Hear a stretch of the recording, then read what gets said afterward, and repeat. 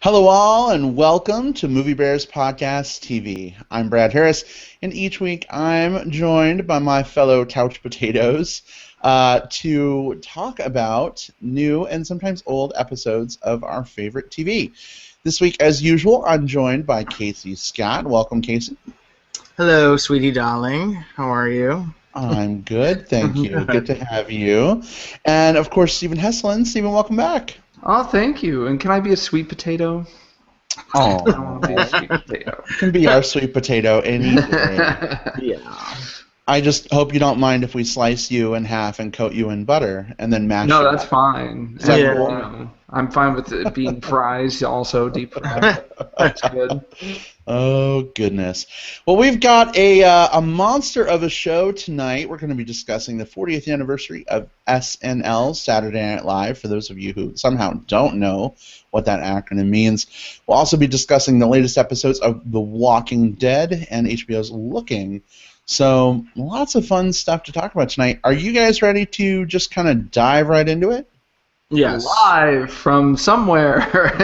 Live from Thursday Tucson, night. Arizona. Live from all over. Yeah. It's Thursday Night Live. Yeah. All right. Well, yes, you guessed it. We're going to start with Saturday Night Live. I'll probably go back in and do some creative editing and throw in the SNL theme song, light jazz, whatever the fuck you call it. Excuse my language. Casey, why don't you start us off this week? Tell us a little bit about why this whopper SNL episode was so important, and a little bit about what you thought. Yeah. Well, I was excited about SNL40. Well, I went in with, I was half excited and half nervous because I'm a big SNL person. I've been a big SNL person, since I was a kid. I think most people sort of accessed the show when they were a kid, when it was, forbidden to stay up late and watch this show for adults with, semi-raunchy humor sometimes and impersonations and things. And so I've been obsessed with the show and its history for years and years. And, I mean, hitting 40 is a major milestone. There aren't that many shows that have lasted for 40 seasons. I think 60 Minutes is one of the other long-lasting shows that's still on the air, and people forget that it's still on the air. SNL's not been great for the past few seasons. I think since the switchover between writers and things, and the cast hasn't really gelled. But the big thing about SNL40 is that it was hypothetically supposed to reunite old cast members, bring them back to either play their characters or just show up on stage and interact with one another. And so there really wasn't a lot of press for the SNL40 before. There was press, but there wasn't any knowledge of what it was going to be. So people were thinking, well, are we going to see old cast members in sketches? Are we going to see them come out with other cast members and just talk and introduce clips? I mean, it was going to be a 3-hour show. It eventually ballooned to 3.5 hours. A 3-hour show. Yeah, exactly. And I would say the first half was way stronger than the second half. But my impressions of it were, I mean, I went in hoping against hope that the big thing about SNL history is that they've mentioned it on the show during the anniversary show, is that Lorne Michaels is the face of SNL. He was one of the co-creators of the show back in 1975, and he was with the show for the entire time except from 1980 to 1985. And so that 5-year chunk is generally kind of tossed to the side, even though that's when Eddie Murphy was on the show. And so that whole period is kind of thought of as the Eddie Murphy and Joe Piscopo period. So I went into the show hoping that he would acknowledge those 5 years, because it's a 40-year history. 5 years out of 40 years is a substantial amount of time. So, to just gloss over it. It was also the period when Billy Crystal, Martin Short, Christopher Guest, and Harry Shearer were on the show, and Julia Louis-Dreyfus. So, there were some major hard hitters in the cast during that 5-year period. So I went in hoping that would, they would be represented, and they really weren't. A lot of that cast was not represented. It was interesting to see a lot of cast members come back and actually work on stage in sketches. So, the first live sketch was Dan Aykroyd and Lorraine Newman, two of the original cast members from 1975, doing a repeat of the Bassomatic skit, which was a big thing in the first season. And then Lorraine Newman came back and did another sketch. And so I thought it was kind of haphazardly thrown together. It didn't really have a lot of structure. It jumped around a lot. There were some musical performances that I thought really could have been left out or shortened. Specifically Kanye. I mean, everyone went nuts over Kanye's performance because oh my God, at the moment he's the guy everyone loves to hate. I mean, he's been like that for years. He's very hateable, though. Yeah, I mean, he brings it on himself. I mean, I think if you're going to go around telling people how great you are, then you're not that great. If you're that great, let your work speak for you. You don't have to say you're great. But he was irritating. Paul McCartney should have picked a different song. Don't pick a song that sounds like you're screeching and can't reach the notes. Yeah, I felt so bad for him. Yeah, I mean, just because you have a sir in front of your name doesn't mean you can get away with everything. And who else performed? Paul Simon, because he's best Simon friends with was Lorne Michaels. Yeah, Right, and he was the major person who hosted the musical guest for the second ever episode of the show. So there was that history tied into it. right? But I saw Paul McCartney, and then I realized, and I saw Elvis Costello when they showed someone standing up, and I said, well, historically, Elvis Costello was banned from the show because he changed his set list live in front of the cameras, and so Lorne Michaels hates any kind of improv or anything like that. So that would have been a major historical moment to have Elvis Costello come up on stage and break the ban for 35 years that he's had on the show, and that didn't happen. So I think I went into it with a sense of history that the producers didn't necessarily have. I think they had an idea of what they wanted to do with the show, and I don't know if it worked. I want to hear what you guys thought of it, because I came at it from probably a very different place than you guys did. Steven, I think it worked and didn't.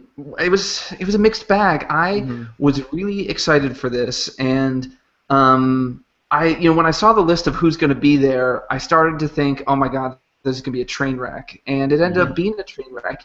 You can't have that many superstars under one roof. It's hurting kittens. And that's what it looked like on screen. The camera movements were all fucked up. I mean, there was the Jeopardy sketch, which was funny, but the camera was going to the wrong panels. Yeah, there were definitely cues where they were supposed to cut out, and you could tell they were like kind of vamping to try and be like, why haven't you cut out yet? There was the really extendedly long Californian sketch ended with the bye-bye sketch, but then like Bradley Cooper, like I don't know if he knew that it was part of the sketch, and they're like bye-bye, and he's like, well, I'm gonna see you later in this other thing, and they're like, okay, bye-bye. It would just felt like nobody knew what was going on. Nobody it was just weird. There were some definitely highlight moments, and there were just some definitely funny moments. I liked. I heard some flack about this, but at one point they had people like Melissa McCarthy doing the famous, sketch of, Chris Farley, Down by the River sketch, and it was an homage to it. And I thought that was really poetic. You're getting to see the sketch, and you're getting to see somebody who loved the sketch so much try and impersonate it. And I thought it was a really nice, touching way of doing that instead of just showing a clip. And a lot of people were like, she can't do that sketch. He did it great. And it's like, she's not trying to be as great as he is. She's just trying to pay homage to it, And, and Emma Stone, same thing with Rosanna Dana. I mean, Gilda Radner's not here anymore, but I thought it was a really great homage to how this young girl who's really young in Hollywood years is so influenced by this woman who's been dead since 1980. Exactly. And so, I mean, there were some definitely touching moments like that. To me, the defining moment of the whole thing was when they had Chris Rock come out on stage, give a 10-minute intro to Eddie Murphy saying how amazing he is and how he saved the show during those 5 years, and we all wouldn't have careers if it were not for Eddie Murphy. He is a god. He is our savior, blah, blah, blah. And they trump Eddie Murphy out on stage, and he's like, wow, this is cool, thanks. And that's it. They cut away. I mean, it was like, are you fucking kidding me? His return after 25 years of not being on the stage, and he just is like, hey, this is cool. And Right. Casey, you were probably going to bring up some behind the scenes stuff, but it's like he was going to participate in some sketches and decided not to. It's like, Right. why even show up then? It's just Exactly kind of ridiculous. And so overall, it was, I feel for them. I'm a big fan. I recognize like 95% of sketches. I'd never actually seen the Bassomatic. I know it's famous, but it didn't resonate with me. But I'd seen all the other sketches that they were kind of playing off of, and I got a little bit of nostalgia and kind of like, oh, that's cool that they're all kind of coming back and doing that. So I enjoyed that piece of it. But for the most part, it was like, what are we watching? And it was just weird. Right. Yeah, I got to level with you guys. I really enjoyed SNL when I was younger. About mid-90s, it kind of went off the rails for me. And I've always had kind of a weird, I mean, you know this about me. I have a weird funny bone. I don't think I'm lock in step with the majority of people who like to laugh, I guess. And so for a long time, SNL has been super hit or miss with me. And the last few years, every time the season starts, I'm like, you know what? This is going to be the season that I get back into it. I'm going to watch every episode. I'm going to give it another shot. And then, like, an episode and a half in, I'm like, I'm done. Maybe not. Yeah. It just hasn't grabbed me. And so, Casey, it was your idea to talk about this week, and I'm like, man, I don't know. But I was like, you know what? Yeah, I'm like, it's the 40th anniversary. It's a big deal. A lot of the old folks are coming back. You know what? And I liked a lot of that stuff. So let's see what this is going to be. Let's see what it's going to be about.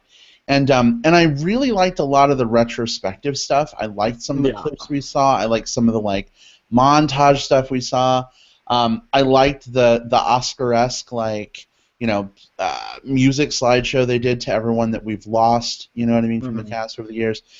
Yeah. But I think a lot of the skit stuff for me just fell really, really flat. Yeah, it was hard to laugh at. Yeah, and it was almost, God, this is going to sound awful.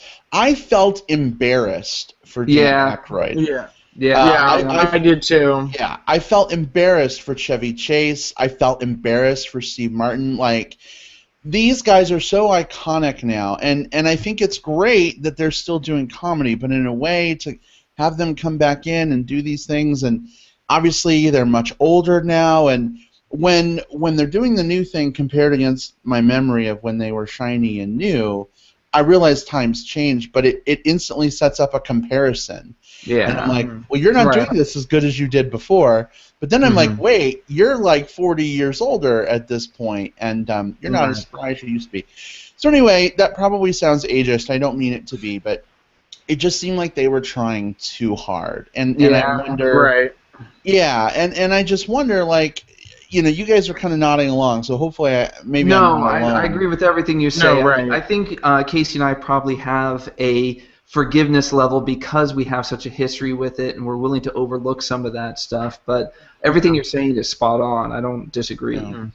Well, the thing with Dan Aykroyd is that, that was the wrong sketch for him to do. The Bassomatic was based around this guy who was a fast-talking pitchman, and he's not that anymore because he's older. Right. If they had him come out with Steve Martin and try to be the wild, crazy guys and write it where they were older, wild, crazy guys, so it was even more. That would have been funny. That would have been great. That would have been beautiful. That would have been awesome. I would love to see them playing older versions of those skit characters, right? Yeah. Instead of just literally replaying an old sketch, Right. With it was little tweaks to be a little different, but not enough of a tweak. It was just are they just gonna and that's when I thought are they just gonna recreate sketches all night? I don't really like that.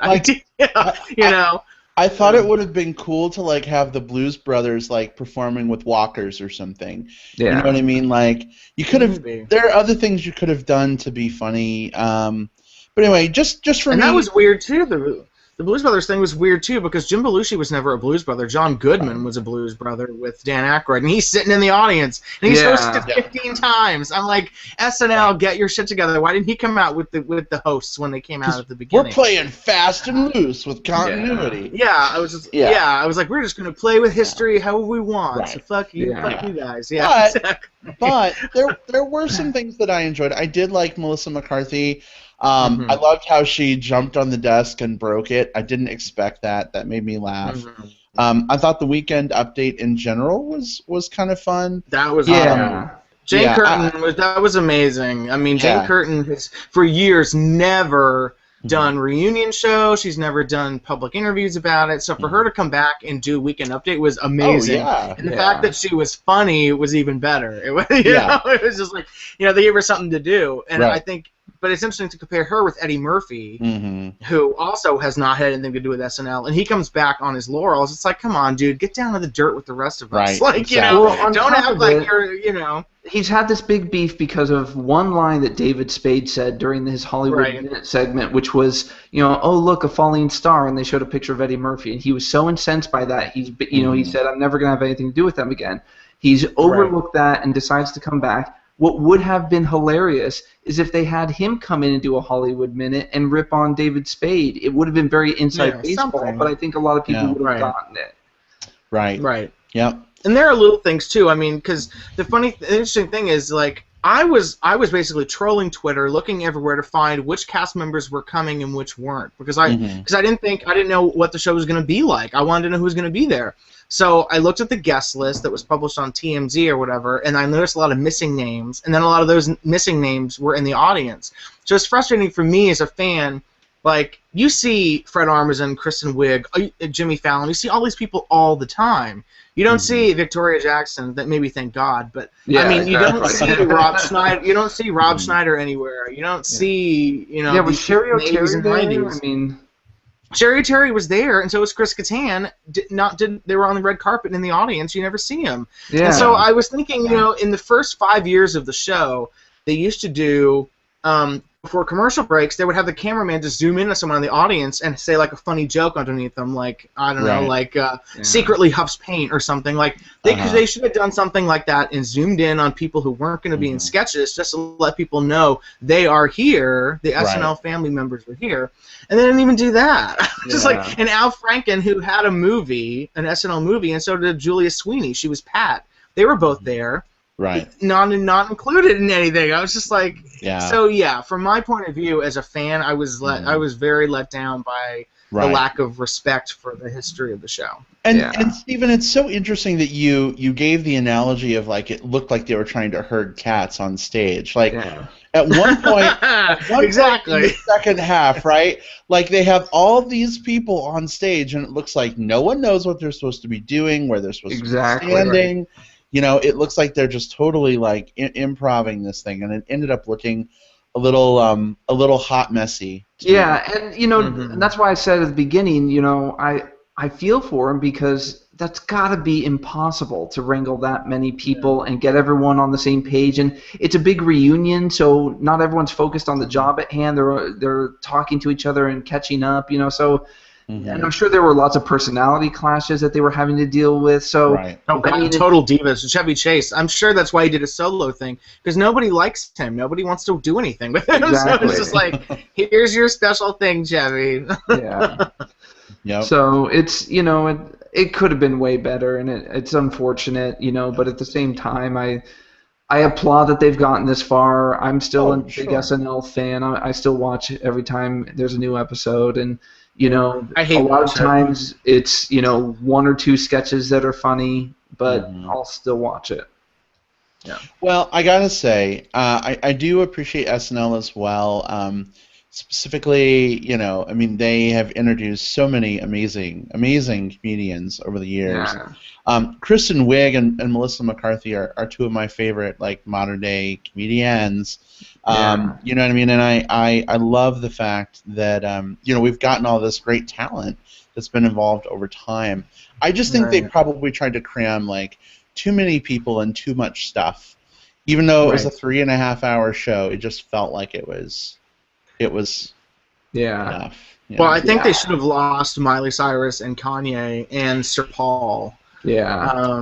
You You know, know, I actually kind of like the Miley I performance. did too. I was very surprised. I'm not a big fan I of did too, hers. but I wanted more of more of SNL cast members. You know, Yeah. or a spotlight to the writers, because the writers are really the most important people on that show. I mean, It's they true. write everything, and they actually build the stars. A lot of people were on that show, like Julia Louis-Dreyfus. They didn't become famous because they didn't network with the writers. The writers didn't write anything for them. Uh-huh. So the writers really make or break that show, and they didn't have any Yeah. writer spotlight, which is weird. Mm-hmm. Yeah, it's definitely odd. Some of the choices that they, obviously made. I think, Saturday Night Live has always been, a comedy, but also like the musical entertainment too. That's always been a big part of it. So I think that's why Sure. they tried as hard as they did to have a lot of that. But I agree with you guys. Kanye, love him or hate him, I think that performance just. I don't know, man. It was weird. It was very. It was very dull. weird. It was him laying down on the ground. I was like, are you fucking kidding me? Like, this is the way to drag down the energy of the show. But wait, is to Casey, have this. he had contacts in his eyes. It made his eyes look weird. Made him look like and he Sia had. with her weird hair, right? Well, she doesn't like her face being seen anymore because she's too famous. Oh my God! Oh God! Really? Listen, That's the Gaga real already reason. pulled that shit. That's Gaga the real already reason. pulled. Stop stealing someone else's act. That's Yeah. so annoying. The only thing I know that she did was that Titanium song. Yeah, which is it's a 50% good song. It's funny. The phasing is annoying. Yeah. And the other thing that everyone was talking about, and I totally agree, is then they trot out these audition tapes and only show like a quick couple clips, and it's like, oh my God, show me more of that. Oh, I know. Yeah, I wish they'd put them up online somewhere to see the whole thing. Yeah. I got really excited. the first season people, you can see the first season auditions are on the first season thing, and those aren't even really auditions. They were just like camera tests because they were cast without their auditions being taped. But to see people like Zach Galifianakis, who was hot then too, auditioning for this show, I mean, that was kind of fun. Yeah, I was really hoping we were going to see more of that stuff, but not so much. But I'm glad Kanye West got 10 minutes to auto. Yeah, exactly. And someone else we missed the show's first openly gay cast member, maybe only gay cast member. Terry Sweeney wasn't there, which there were a lot of people that I was surprised weren't there. Dennis Miller wasn't there. Mm-hmm. Well, I think that was by choice. By I think he choice. refused. Yeah. Yeah, I think he said Probably. he wouldn't do it. Yeah. Which is weird because Victoria Jackson will show up, but then she'll needs show the up press. anywhere. Yeah. Yeah, give her free food and she'll show up anywhere. She's like Gilbert Gottfried was there for some reason. Well, I gotta ask. I know we're a TV podcast, but it's related. I promise. Have you guys seen the Skeleton Twins yet? Yes, I loved it. Yes, I loved it. I thought it was really good. Oh man, Kristen Wiig and Bill Hader in that. So I know. so good. So I want good. them So to they can be in funny everything. and dramatic together. Right. It's amazing. Right. And Because they without were really good together at the Golden Globes. Yes, Yeah. they were. But without SNL, we would have had no Skeleton Twins. So Exactly. That's true. it's mixed blessing, I guess. But It is a mixed Alright. blessing. I mean, some of the cream rises to the top, and they were among the cream of their casts. Yeah.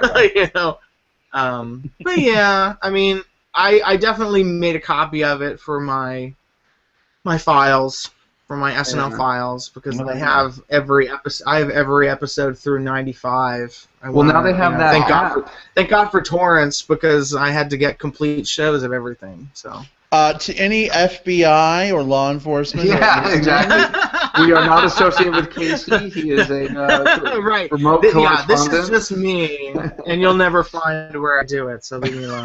Whoa. You're in a remote bunker in. Right. Exactly. But did you see they have an app now where you can call up every sketch from over the 40 years?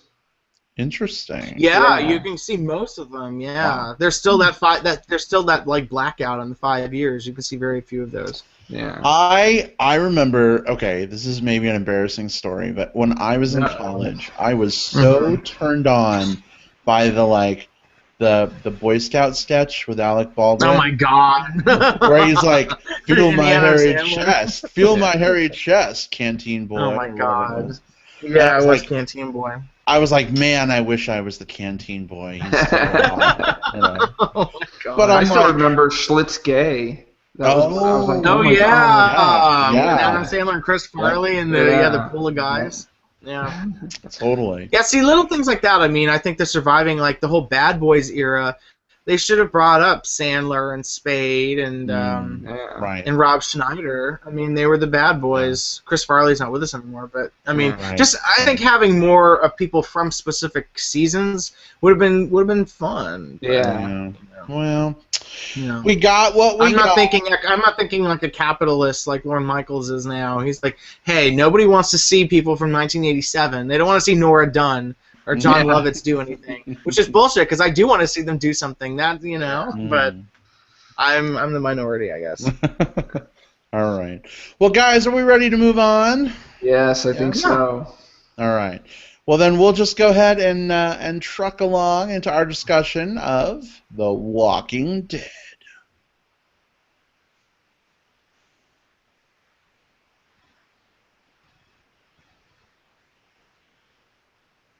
I know that was kind of like totally an abrupt segue, but I realized we talked for like half an hour about SNL.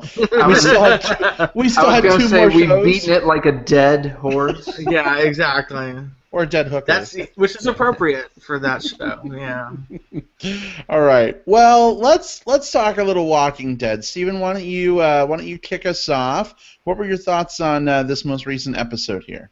Well, since we had the death of one of our main characters, it is now time to go into sulking episode. Yay! Nothing happens except for we just sit there and sulk about how having lost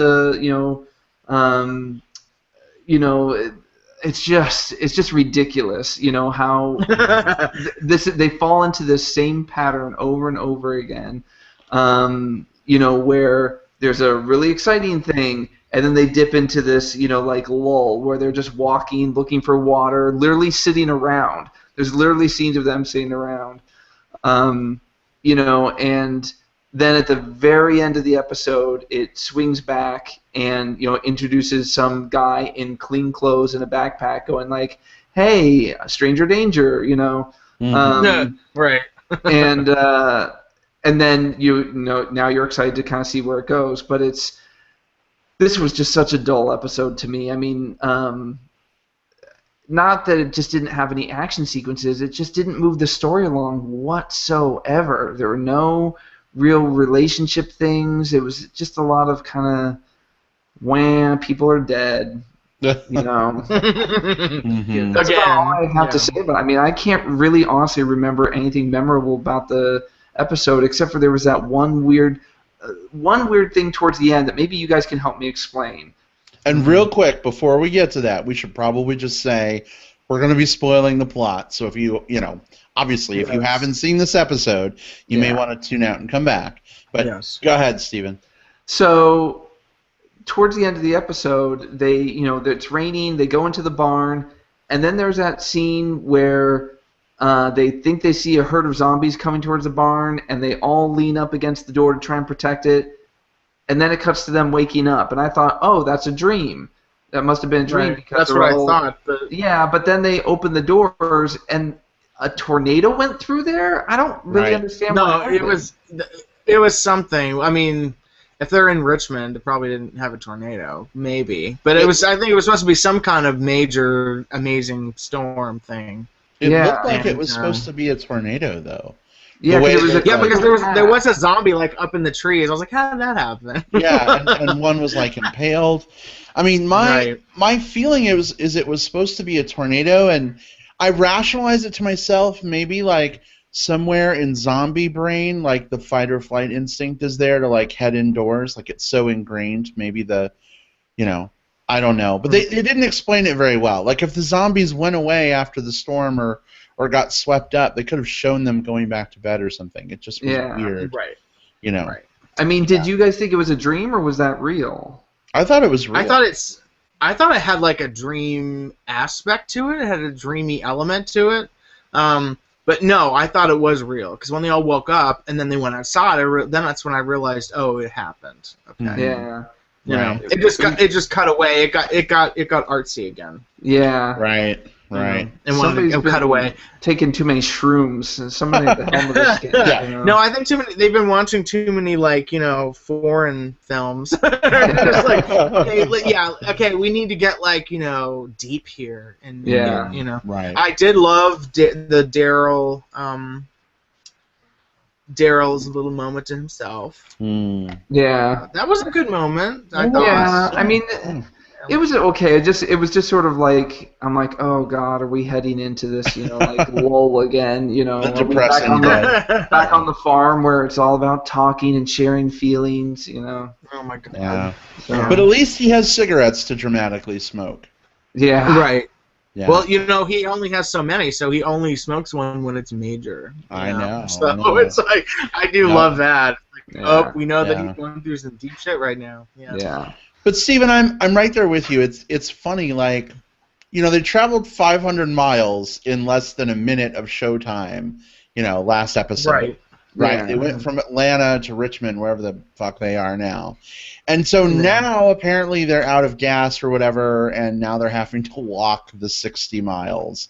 Yeah. And I'm getting the feeling it's going to be at least several episodes before we even get to DC at this point.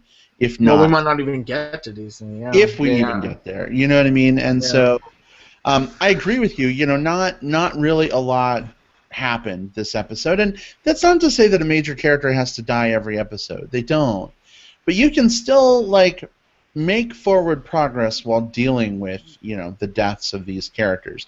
You don't have to have everything stop and sit down and sulk and you've got zombies that are coming after you. You know what I mean? If you become stationary, isn't the whole point they're going to find you and kill you? I mean, Yeah. I realize people. There's a whole world, that's dead, but there's a whole world. I mean, each episode they could come across some interesting set piece. I mean, that would be probably a location manager's nightmare, on set. But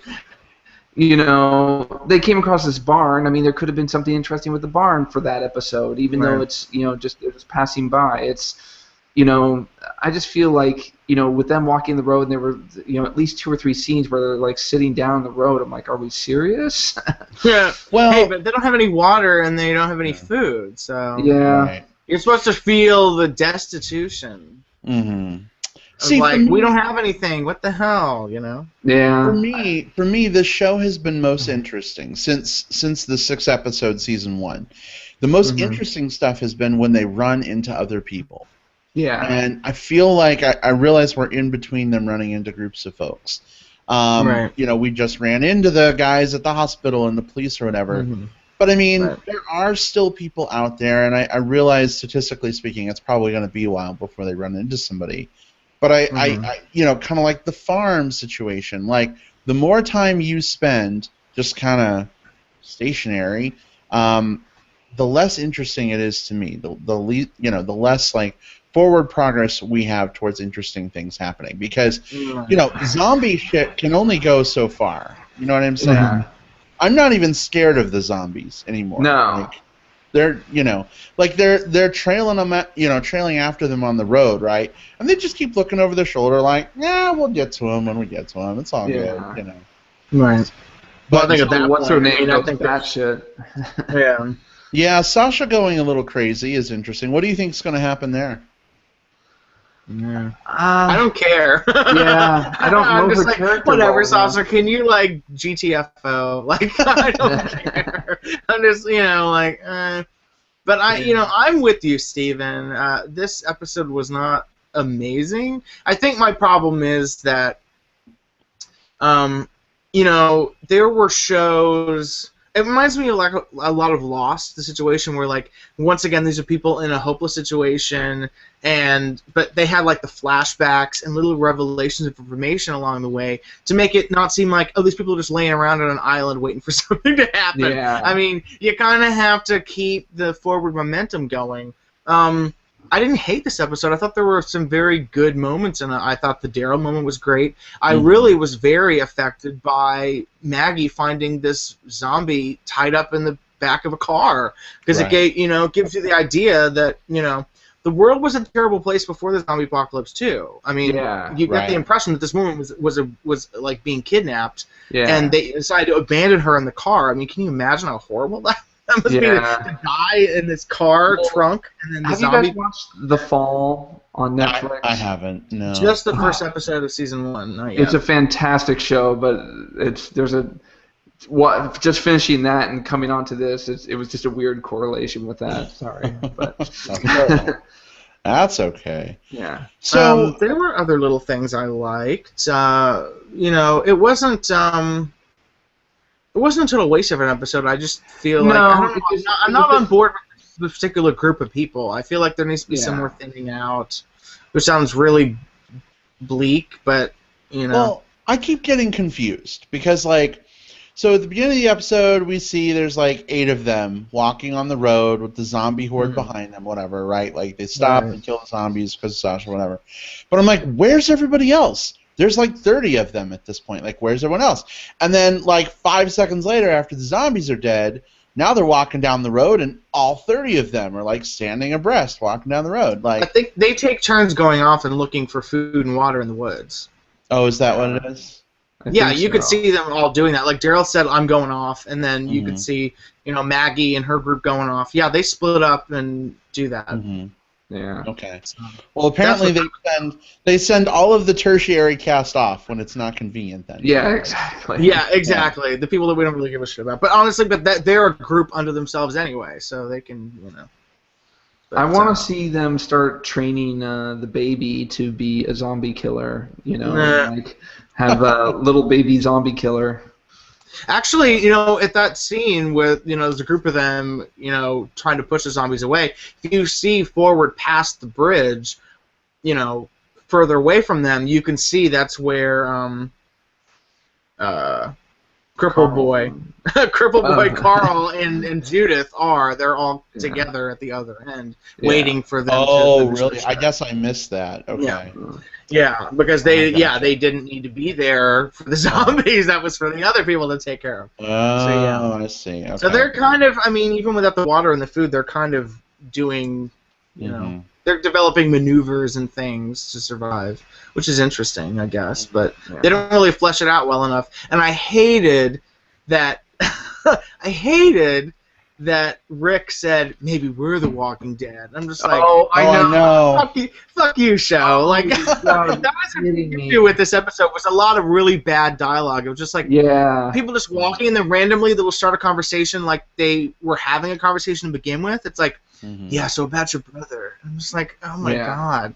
Listen, lead into this. What are you talking about? I forgot. I know about you guys that are dealing with a lot. Dead moment. I was like, are you kidding me? You're really going to say the name of the show and the dialogue 6 seasons in? It's like, Well, apparently that scene, there was a scene like that where Rick said The Walking Dead in the comic book, but it was supposed to be, funny. And it wasn't supposed to be, deep and, have gravity. Maybe it's Walking Dead. Yeah, I'm like, really? We all figured that shit out. We're all set. We don't need you to say it. Carl! It's so, yeah. And then the other thing that I thought was ridiculous was when Maggie was like, "Why didn't she just shoot herself?" And it's like, and then Melissa McBride comes in and says maybe some people just can't bring themselves to do it, like us. I'm just like, you didn't need to say like us. Just say exactly. It's so ridiculous. It's you don't implied. need to hammer everything home. Yeah, it's implied. Maggie should have been like, I get it. She should have turned around and rolled her eyes like, I get it, bitch. Maggie should be like, I'm sad because my sister died in front of me, and that was traumatic. Therefore, I have sad feelings. Right. Yeah. But she even had a moment like that, too, where she talked about it. She's like, just to know that, she was, I thought she was gone. And then to realize that she wasn't, and then she was. Same day, and then she was in the same day. I'm just like, then I kept thinking about you, Steven, because you made a really good point before the finale. You were like, I didn't feel that bad. She was going off to D.C. She didn't know that her sister was alive. It's like, yeah, exactly. She didn't care. So I was thinking that when she was saying that. I was like, Steven Heslin Stephen Heslin I know gets some it. stuff. Like, he's got to be rolling his eyes at this. This is so ridiculous. Robert Kirkman, you need Stephen Heslin to come Yeah. in. Well, you need me on so many other He levels. needs a lot too. of us, right? You need a back rub from me. You need a. I know. Oh gosh. Well, I'm not quite sure where this season is going. Obviously, I'll still be watching. But this episode was not a great one for me. Good cliffhanger, though. Yeah. Good cliffhanger. I'm interested to see who this guy is. I have a suspicion of who he is from the comic books. Yeah. But I shan't say anything. What did you guys think of the music box thing? Was that a little? Oh God, give me a fucking stupid. break. Yeah. Like it was very season where 2. he's like, "Oh, I found this in one of the houses." It's like, really? Why would you take a broken music box? Like, because he doesn't know what to get girls because he's clueless. yeah. Because he's gay. The only thing that would have made it worse is if the music box played the Walking Dead theme. Oh my God, that'd be really bad. Or like, isn't there a song called Beth? A popular song called Beth? Death. Beth? I think there's a popular song called Beth by somebody. That would have been good. They did it on Glee several years ago, I think. Oh God! And they were going to name the baby Quinn's baby Beth or something, and Corey Monteith. Oh, it was a Kiss song. Yeah, that's what it should have been. Yeah. It should have been Beth by Kiss. Right. All right. Well, but yeah, that would have been funny if the music box played the Walking Dead theme. I mentioned last week I've been watching Lois and Clark, and one of the episodes that I watched the other day is they find this little box that plays music, and it's the theme song of the show, and I'm just like, that is the most horrible thing that's pretty bad writing. That is a travesty. Whatever. So it belongs on The Walking Dead, obviously. Yeah. Mm-hmm. All right. Well, guys, do we have anything else to say on this topic? No. I'm still gonna watch it. Obviously. I'm looking forward to the next episode. I just think it was a lull episode, Yeah. Now, is it on this Sunday with the Oscars being on? Probably not. I thought it was. It said on the next Walking Dead, so I don't know. Okay. But I mean, the Golden Globes didn't stop anything. That's actually, true. Golden Globes did stop some stuff from being aired. So I know that. we'll have to check. I don't know. All right, we'll check. But okay, well, I think that's pretty much it for The Walking Dead. Are we ready to move on again? I know that was a quick discussion, but not a lot to say. There wasn't Not a much lot to to say. We've caught up, in other episodes, so this is just a catch up. That's right. true. Ketchup, which they use instead of blood, I'm positive. So, no, I'm just... Oh, Lord. All right, here we go. Let's move on to our discussion of looking.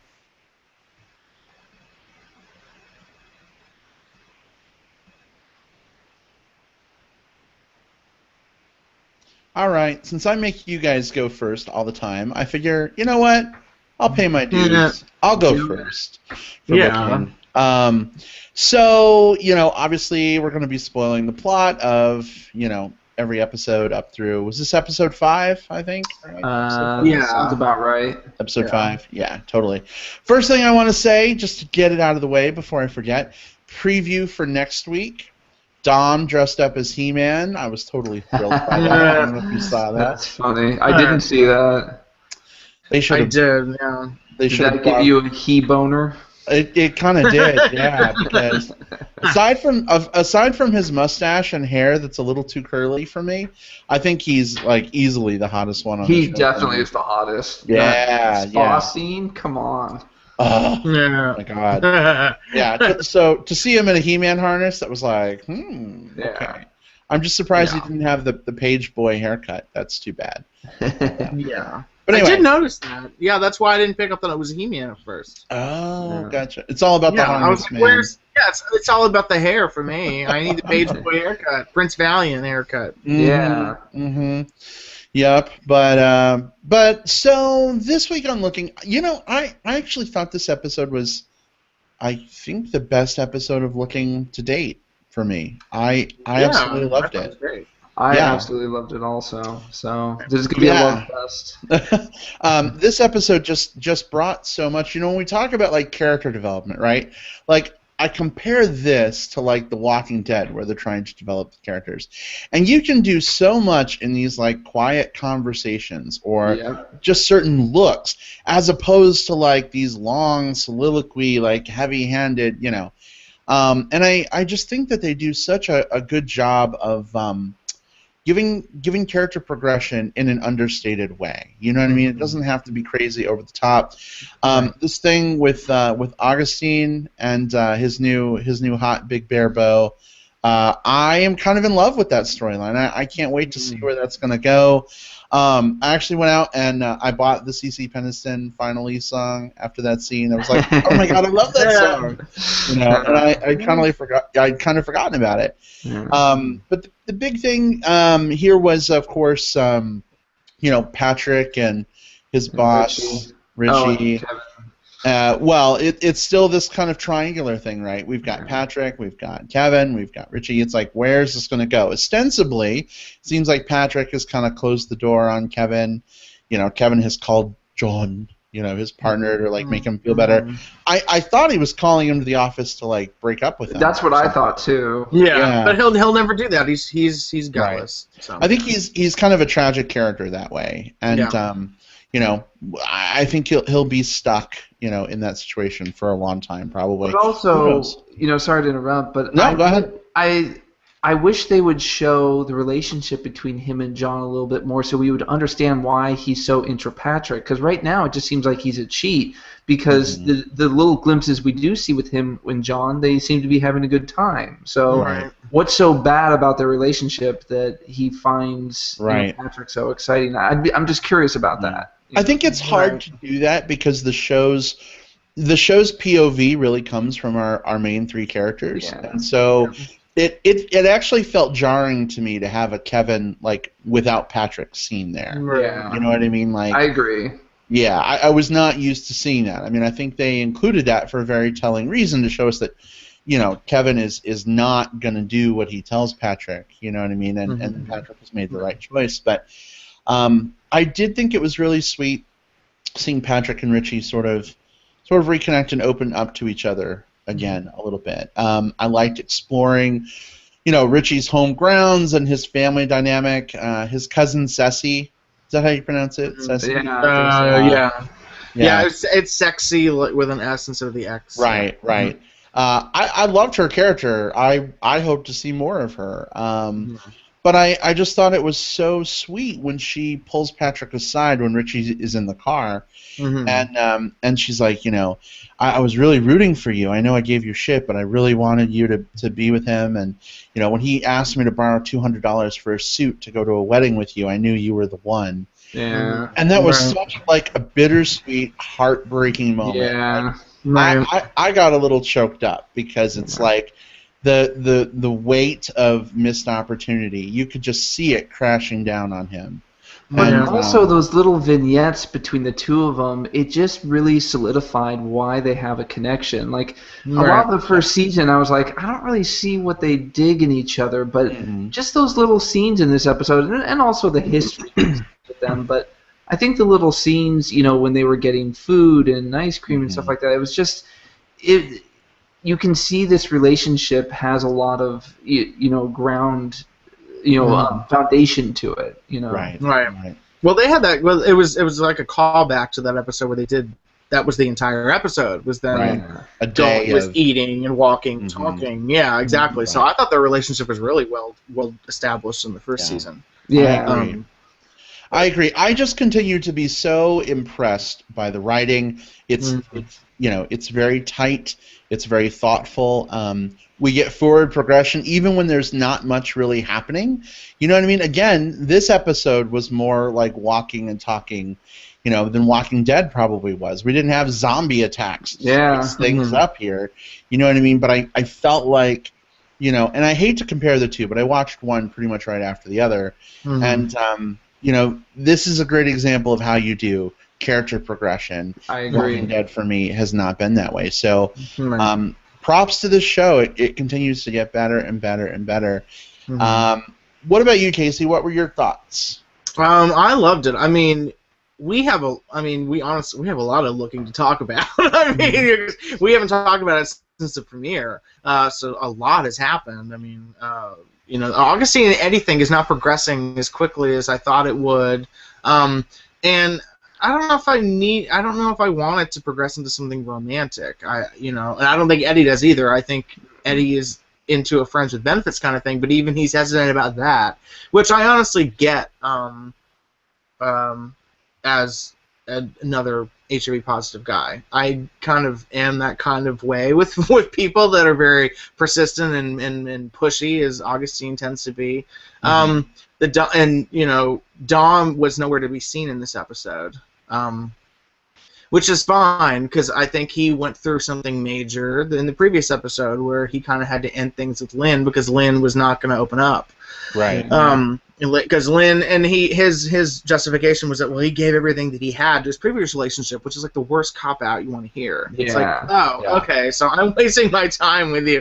And he's like, listen, I told you everything to give. And it's like, well, you do, but you're just living in the past. So, unfortunately, you kind of need to move forward, but it takes, that's something that he has to do for himself. The Patrick and Kevin thing, I like that relationship, but I think finally the realization that Kevin is so complicated. That's a really frustrating thing. Yeah. It's like, I can't completely hate him. I just think that he's like, no, I think Patrick and Kevin make a great couple, but only if Kevin was available. Right. Right, and he needs to make that step to make it available. And I don't know what the holdup is. I understand the fear of hurting someone. I mean, my God, I think we've all been there. But at some point, you have to pick your own happiness over someone else's happiness. I mean, that's it may seem selfish. It's a selfish thing to do, but sometimes you got to look out for you, and that's what he needs to do. If he's not happy with John, then end it. Yeah. But John seems like a nice enough guy. I think he's bored and liked having a distraction at home. So maybe without Patrick there, he'll finally remember why he loves this guy. Yeah. I really don't know. We'll see where it goes. But and I'm still in love with Richie. I mean, who wouldn't be in love with Richie? I mean, come on now. He's so stoic and masculine, Yeah, I mean, he's wonderful. I love Richie. But he's, and someone mentioned that, like, the way they write Richie, he's like a saint, and like, there's nothing wrong with him. Well, I don't know if that's true. I mean, he has a hot temper. I mean, like when he got out of the car and stomped off last season instead of go to the wedding, and he's also very closed. He's not a very open person, Yeah, and I like that we got some sense of why that is by going back to his childhood town and getting a sense of why he's so closed off. And but I think it's interesting that his cousin teases him about going after these white guys who all to a fault break his heart, and there's got to be something to that pattern. And I do the same thing because I pursue guys who I think subconsciously I know will hurt me, and I still keep doing it. And so there's something there. So Richie and I do a lot of the same thing. It's just like, it's horrible to think about, but that's the thing I like about the show. It opens your eyes to certain things. But also, that's good writing because it's reflecting how people's personalities actually are. It's not right. You can definitely relate to someone in this show, Right. Absolutely. Right. Yeah. Well, Steven, what are your thoughts? I know we've kind of been talking in and out a little bit. Yeah, I mean, I don't have much more to add. I mean, the only thing that I'll say is that as much as I want to see the Eddie character there, I actually don't. He's one of the only performances that I think I can just see the acting on his face. And it feels like a performance. Yeah, and everyone else is so natural on the show, and I love how natural they are. And Eddie's the only one where it's like I can see him thinking of the line, and I'm going to deliver it this way. And it's like, it's a little cringeworthy to me, but I like his character. And then there's other moments where he comes off very natural, and it's usually when he's being kind of bitchy. He was like, "Ooh, I like you." It's like, "Oh, that was very natural delivery." but when he's Right. just delivering other lines, it feels kind of awkward, and that's unfortunate. I 'cause think the wanna- key. I Go think ahead. the key to the show's success in the writing is that the actors are able to make it sound like conversation or improv, so it doesn't sound like writing. It sounds like it sounds natural, which is the word you use. Yeah. And the guy who plays Eddie, Daniel Franzese, is not the most natural actor. I mean, we all loved him in Mean Girls, but he played like a caricature, and he was funny and campy. But here with this character, and it's supposed to have some sort of depth, and we're supposed to get to know about him. I think that his limitations as an actor are kind of obvious. I mean, he's hot, and he's funny, but and I'm not saying he's terrible. It's just compared to some of the other people, he's not at their level, which is unfortunate because I want to see more of that relationship. I think it's interesting, and I'd like to see it play out. But it's just sort of like, oh, I wish he was as good as some of the other people. Even that big black bear that is dating the woman. Crap! What's her name? Yeah, I can't remember her name. Doris. Thank you. Yeah. And it looks like he's coming back in the next episode. He, like, every time he's on screen, number one, he's good looking. Oh yeah. But number two, he's just so natural, and I love the way he delivers lines. And I'm like, So I hope we get to see more of him too. That would be awesome for sure. Yeah. And I missed Doris this week. I didn't miss Dom, but I missed Doris. I like her. Yeah, and Cece was okay, but she wasn't Doris. So they were gonna have a wisecracking straight female on the show. I want it to be Doris. Exactly. I did notice that Cece is kind of a stand-in for her this episode. Casey Scott, her name is Ceci. Ceci. That's right, like sexy without the X. Yeah, I just said that too. I did think it was funny that they had her name on her name tag as CECI.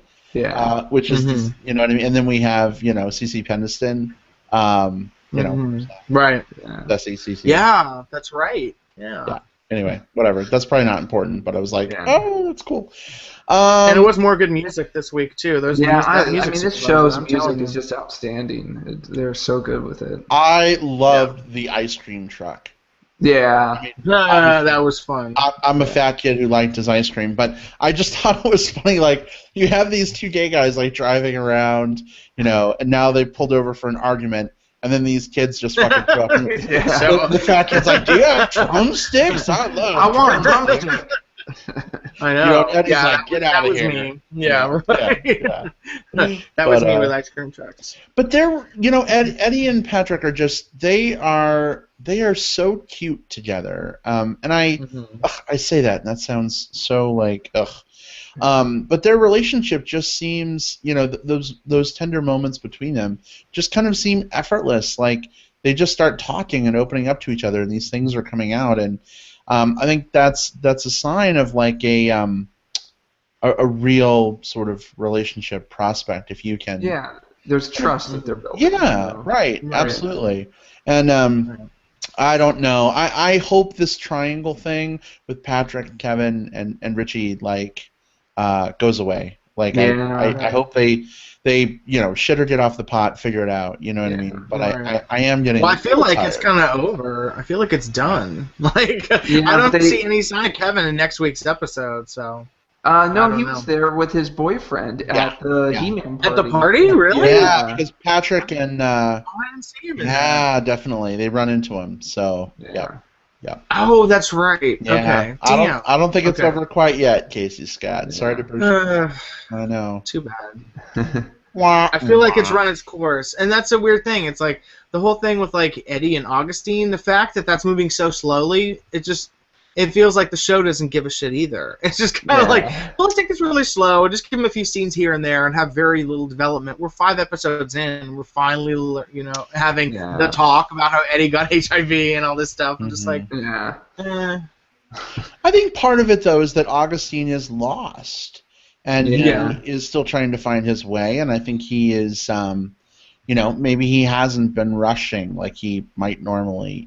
I don't know. It's hard to say. I'm not trying to make excuses for the show, but I actually like there being sort of a relationship that seems to be happening more organically as opposed to deliberately being put in romantic situations. So, Well, I don't want it to be a romantic relationship. I'd rather they just stay friends with benefits. Right. It would benefit them both, honestly. Yeah.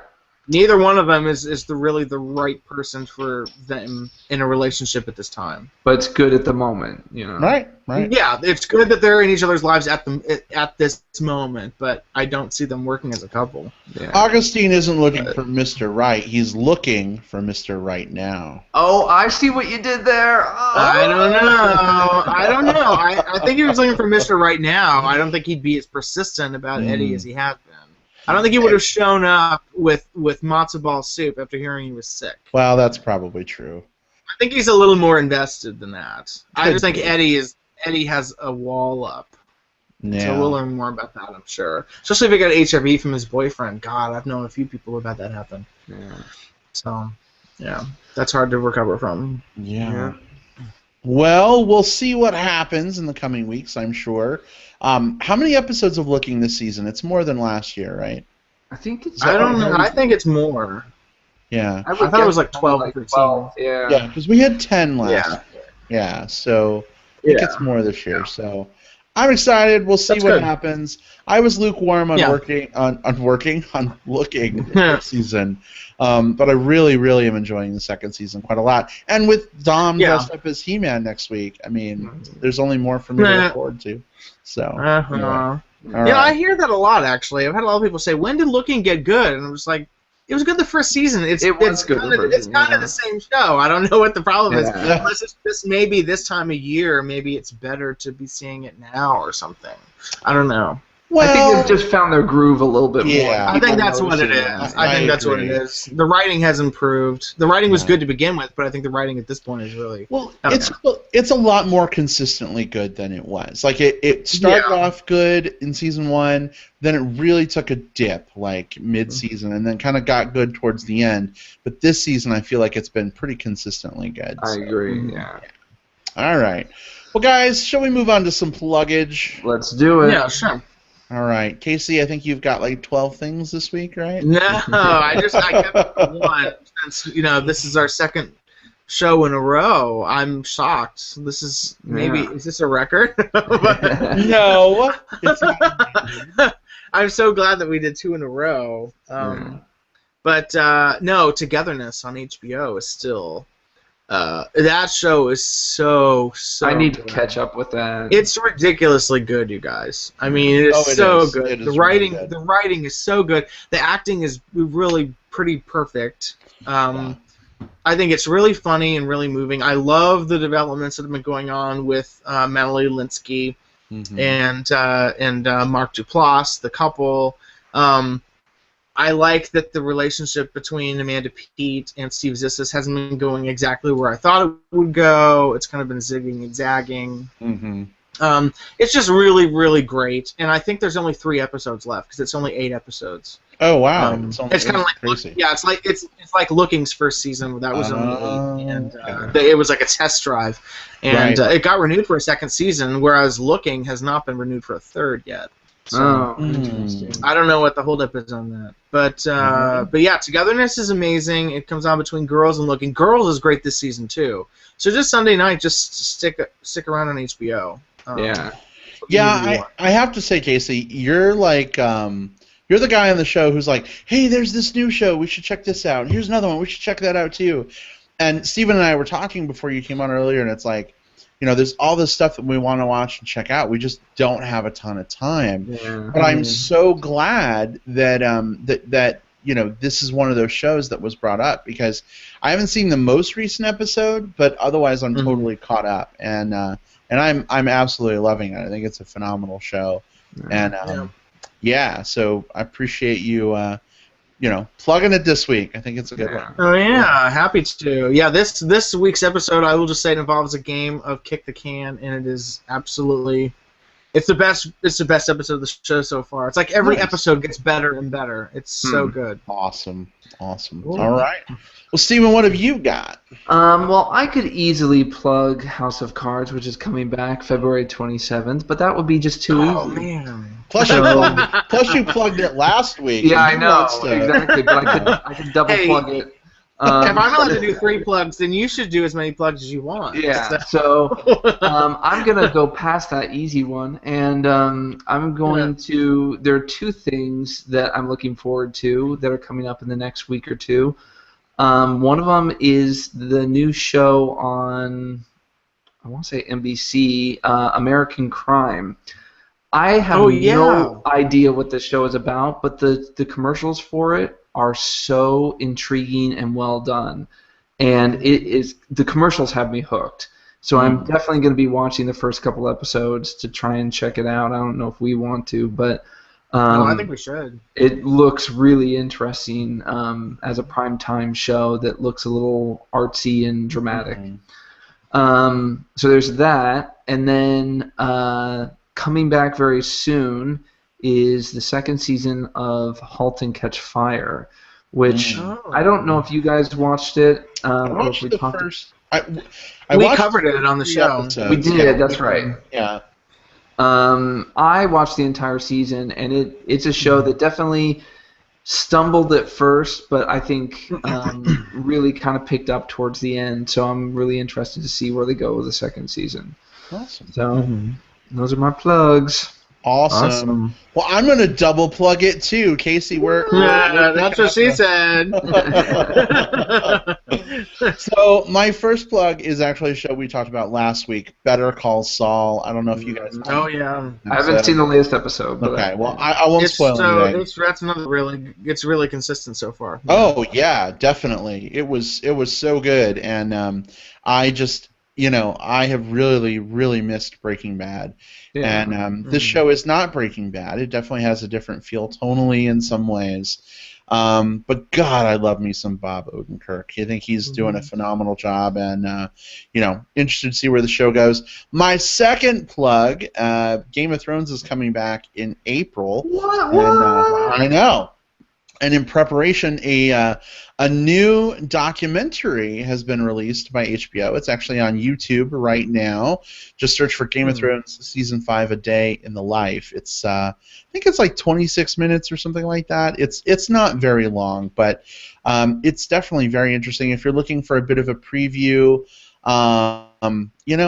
definitely something you should check out. If you're a Game of Thrones fan and you need something to tide you over for a month and a half till the new season. Right. Month and a half. Can you guys believe that at this point? That's like crazy. It was just Christmas, and now April's going to be here in like 6 weeks. I know. Yeah, It's don't insane. remind me. I know. I don't want to be a quarter into the new year. Wow. I hate that. This is supposed to be my year. Well, we're not there yet. Plenty Thank of God. time Yeah. to make it your Well, 1 year, week for left sure. in February. I know. But Yikes. and then you know what? I have a third plug. Sorry, the Oscars are Sunday, so check out. Did you guys give your predictions on the Movie Bears podcast? I haven't heard. We've not given predictions. We talked about our favorite movies, but we'll definitely be recapping the Oscars next week. I want Boyhood to win. That's what I want. Do you? Yeah, I love that. Was my favorite movie last year. It was amazing. It's a good choice. I'm rooting for How to Train Your Dragon 2 to take Best Animated Film. That should win. I think. No. No? I think Big Hero 6 should win. I don't care if a bear directed How to Train Your Dragon. Sorry, Dean. I don't care. Oh, It was okay. okay, but Big Hero 6 made me cry. Aw. So. I thought Big It's like Hero. my litmus test. I thought Big Hero 6 was all cute and very little substance. So What? It was a great diametrically- it was the best superhero movie of the year. I will Oh say. my god. Better than Your Guardians of the favorite Marvel Galaxy. movie? It was Avengers with a fluffy robot, which is fine. It was cute. I liked it, but I didn't think it had a lot of the darkness and emotional punch that Dragon did. But you know what? That's okay. I even like Box Trolls better than Dragon, actually. See, I didn't see Box Trolls, so I can't. Box Trolls was so great. I loved it. But anyway, check out the Oscars. We'll catch you all soon. Not next week, but the week after. We'll shoot for.